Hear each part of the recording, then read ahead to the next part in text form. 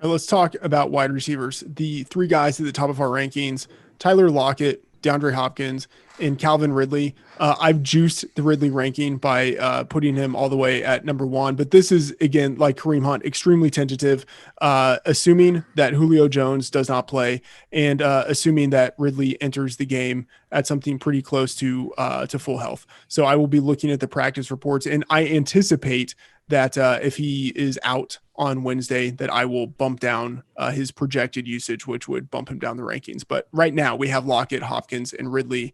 Drew, give us a sense of your top three.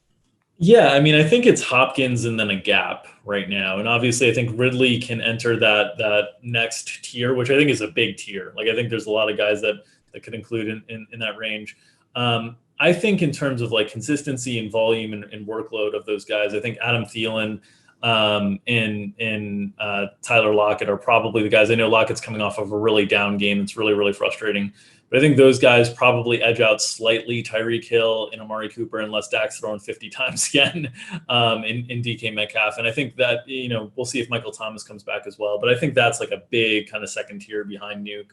And I think all those guys are great plays. I'll just highlight Thielen with, Kirk Cousins. Obviously, there's enough to be concerned about with Kirk Cousins offensively, but one of the things is he just really hones in on a few targets. We saw this basically with Diggs and Thielen. Now it's Thielen and Jefferson. The Seattle secondary has been a struggle kind of all season long, even though they held Fitzpatrick out of the passing end zone last week. Devontae Parker still had plenty of good looks against them. Their receivers open. There were just some missed opportunities. So I think Adam Thielen is going to be a strong target on that showdown slate. On the main slate of those guys, because we lose a lot of them, right? We lose Thielen, we lose Lockett, we lose Metcalf. On the main slate, I think the guy that, for his price will probably catch the most attention from me, that is probably outside that tier, but I'm such a homer that I kind of want to put him into that tier, is DJ Moore. And I'm so like, I don't even know what to do with DJ Moore at this point. So I'll just toss it to you guys to like, please help talk me through my DJ Moore and all the third round exposure I have in best balls.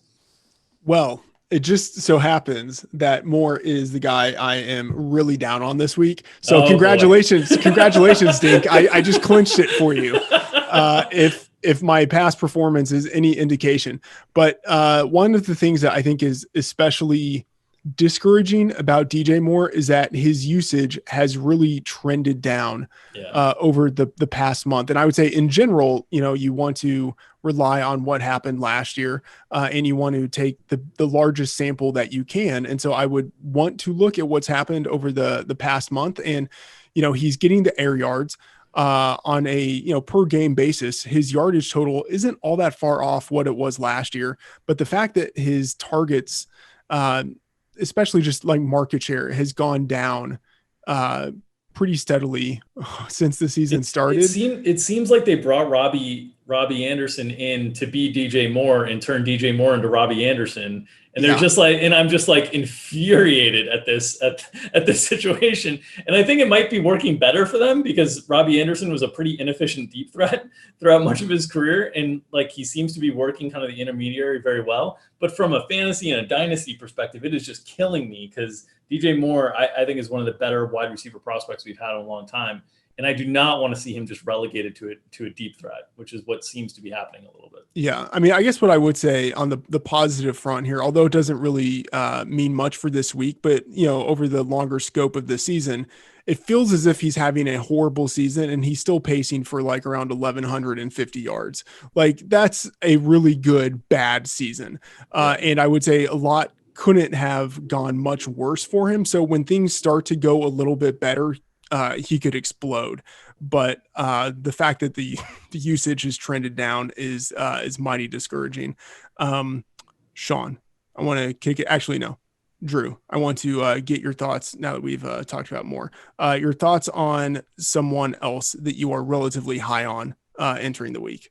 Yeah, so the other guy that I'd say I'm pretty high on is, while I have concerns about the pace of the Dallas Giants game going a little bit slower, I have no concerns about kind of target volume and opportunity for Darius Slayton and price tag. I mean, he's 4,800 on DraftKings. I think that's one of the best plays on the entire slate, and especially whether you're probably playing one side of the Dallas, whether you're playing Zeke or you're playing the passing game, the appropriate bring back is either Slayton or Ingram. And I like Slayton a little bit better for consistency. So 4,800 for Darius Slayton is one of the guys I'm really in on this week. Probably no surprise. I'm also down on him, given that I hate this Giants offense. Like I'm in theory, like I understand it. I can't go there. I cannot go there. Sean, who are you relatively high on? I'm high on DJ Moore and Robbie Anderson this week, especially at those prices. The Falcons defense will cure all wounds. I mean, they allowed 4 touchdown passes to Nick Foles and Mitch Trubisky. That's all you need to know. But yeah, I mean, it's been frustrating. I've been on DJ Moore the past couple weeks. I think it was after week 2, I said, all right, that's it. Usually I don't underestimate Robbie Anderson, but after week 2, I stopped doing that. So I think he is here to stay. And he's the reason why I do like Teddy Bridgewater a lot this week. So I think having Bridgewater with DJ Moore and Robbie Anderson stacks make a lot of sense this week. And then the other 2 wide receivers I like from the same team, it might be overlooked this week because they were off last week unexpectedly, is Corey Davis at 4,800 and Khalif Raymond at 3,200. Corey Davis has a pretty high floor in this game considering A.J. Brown and Adam Humphries are expected to miss. We don't really know what the spread is for this game yet, but I'm anticipating the Titans to be, right around 6-point underdogs. So this is a game where they might be forced to throw a bit. They're down a few key players, especially on defense after the COVID spread on the team. So I think they're going to be a little more pass heavy here. And Khalif Raymond, he's their main deep threat. And I expect him to be on the field around 70% of the time. And his 3-catch, 118-yard game is 1 week removed. So I think, a lot of people might have forgotten about it by now. And he's 3,200. So he's a cheap flyer with a ton of upside. So I like, playing these guys strategically in GPPs where, you get a lot of savings for these 2 players that I think will see a significant amount of targets this week. Chris, who do you like?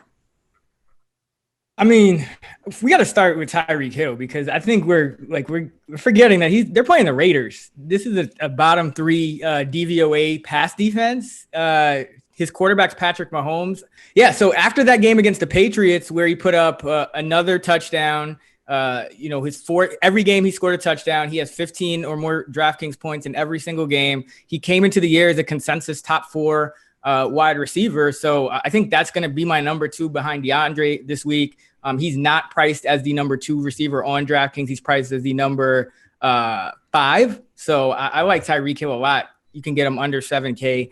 I think, that's something to mention. Let's not forget about him, but love Justin Jefferson yet again in that Seattle game. It's not on the main slate. Robbie Anderson, I'm totally with Sean. Robbie's been extremely consistent, 5+ catches every week. T. Higgins, by rookies now, 77 yards for Higgins.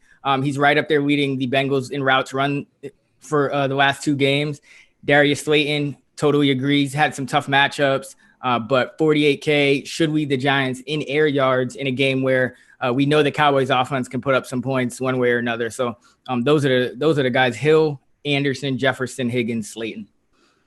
Raybon, to your point about Hill, he seemingly has a fantastic matchup going against LaMarcus Joyner, who I'm not sure on his status. I think he exited week 4 a little bit early. And so Joyner on his own was one of the worst slot cornerbacks in the league. I can only imagine the backup behind him if Joyner can't go. So it could end up being a fantastic situation for Hill. How is he not our wide receiver too? How is he just not the consensus wide receiver? Is it just because people haven't updated for the New England game yet?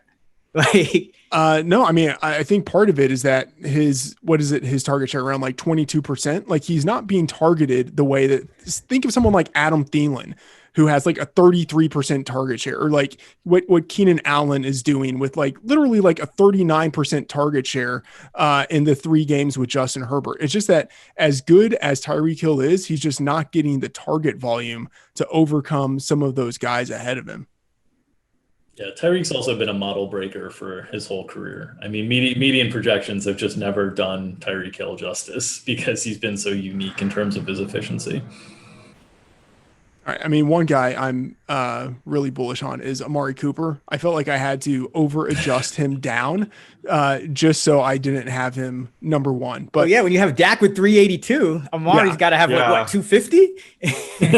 Don't joke with me. Yeah, and Dak projected for 4 touchdowns. Where do you have his touchdown projection at? I mean, how many points are the Cowboys going to score in this game? It's not like I can, go above the implied total here. But no, I have him projected for. You actually want to know the touchdown number? Yeah, I'm projected for 2.25. Oh, I'm right there with you. Okay. So yeah, I mean, Amari, he has 26% of Cowboys market share. I mean, the clear number one receiver in an offense that is, the best in the league, playing faster than anyone, very focused on the pass. I can't not think that this is a smash spot for Cooper, who historically with the Cowboys has been at his best when favored and at home. And then now he's in the sweet spot of those two trends and a matchup that I think is pretty good. I have to be pretty high on Cooper. So for me, he's in the top 3, even though we collectively don't have him ranked there. Drew, who are you low on? Well, I said I was low on Jared Goff in the Rams passing game. So that means I'm, effectively low on Robert Woods and Cooper Kupp, who I think are, really good players. I just think there's going to be volume concerns this week for these mid-6 price tags and ceiling concerns when you compare them to some of the guys that are priced around them. Guys like Keenan Allen, which, Chris talked about his incredible target share. Guys like Tyler Lockett and Tyreek Hill, they're a little bit more expensive. So I'm low on them. And then the other guy that I'll mention, just because Chris mentioned T. Higgins, who I'm a big fan of as well, I'm low on AJ Green. A lot of the models are going to like AJ Green for, the air yards opportunities that he's missed out. But I think that opportunity share is just going to continue to decline. I think they've kind of missed their opportunity as a young team to move on from AJ Green and recoup some value from it. I think they've been trying to get what they can, and I think they're just going to turn the page and kind of get these younger receivers and start running things more through Higgins and Boyd.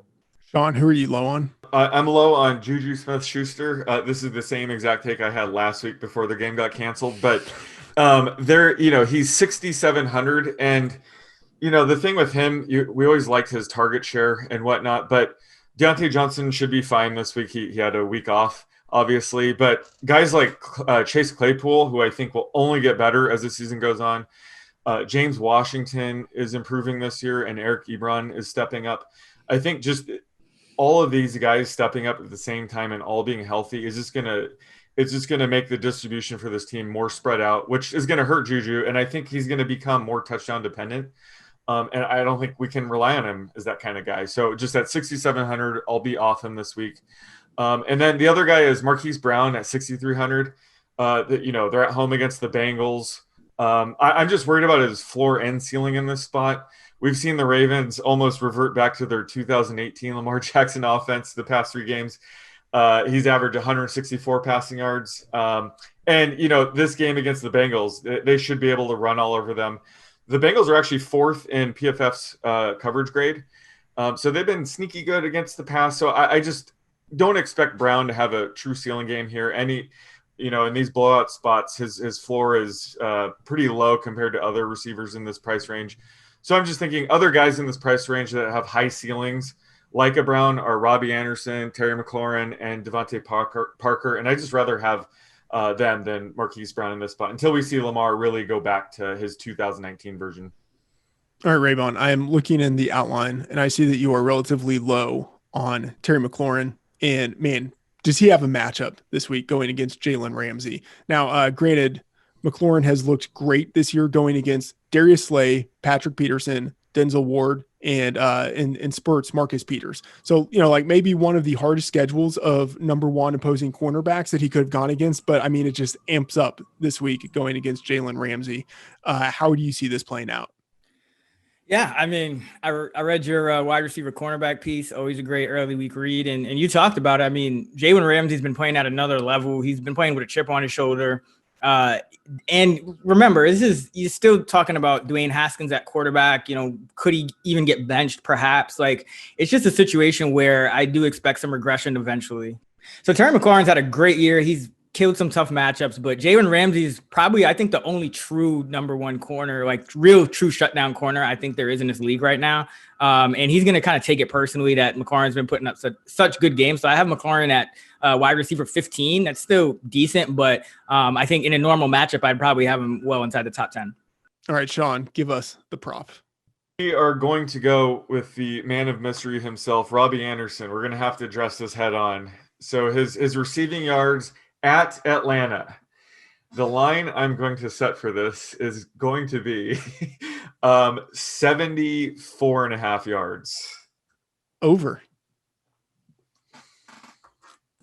I would go over by 10 yards.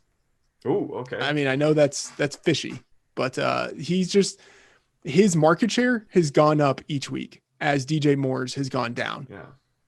It's super encouraging. Yeah, I hope you're right. I'm going to have a ton of him. So this week, can you make on our show Sunday morning, can you make Robbie Anderson over your prop and have Chad make fun of you for it, and then he goes off for 200 yards and 3 touchdowns? Can you please do that? If we could plan it, it wouldn't happen. It has to happen organically. Okay. All right. I am going under. I feel like it's like weird. I'm always the conservative one of these player props for some reason, but I have it at 69.5 right now. And, the one thing, and Atlanta is decimated in the secondary. They just lost KZ last night to an Achilles. So, they're going to have problems, but I think teams are also going to look to attack them with the tight end a little more. We saw Carolina use Ian Thomas against the Cardinals, another weaker team against tight end. So I think Anderson will have a great game, and he's a top 20 receiver for me now, but I still have Moore at 78.5 and Anderson at 69.5. So that's what I'm going with. I'm struggling with this because I feel like any support of Robbie Anderson is immediately an indictment on DJ Moore. And, this has already been a tough podcast for my dynasty teams with the Juju hate, the Marquise Brown hate, the DJ Moore hate. Anyone who, like me, just drafts based on age of wide receivers in dynasty in their first 4 or 5 rounds, it's been a tough start to the year for sure. I'm going to go over, though. I really do think Carolina's passing game really breaks out in this one. I think there's room for both DJ Moore and Robbie Anderson to eat. And so I'm going to go over that number.